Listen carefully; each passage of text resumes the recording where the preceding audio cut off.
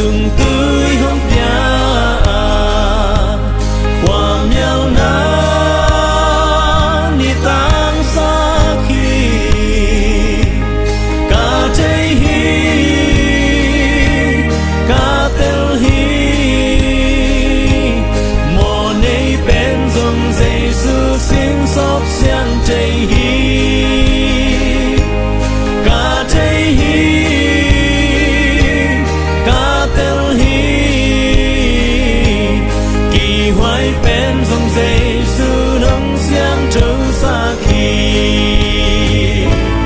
na nun ta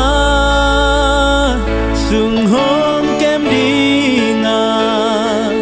ton tung ý kiếp trên đình hi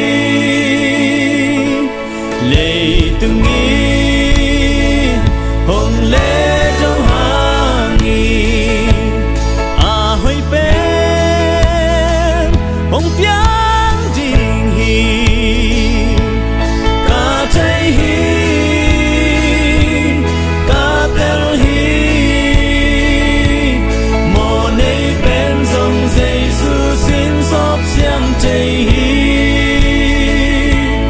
ca chei hi ca tel hi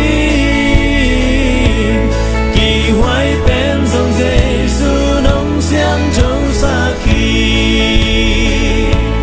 kỳ hoài bên dòng Giêsu nông xiang trâu xa khi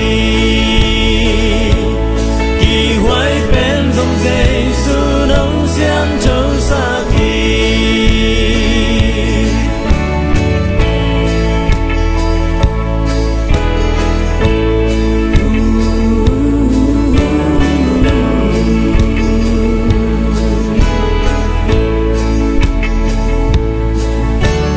Giêsu xin săn hàng nghi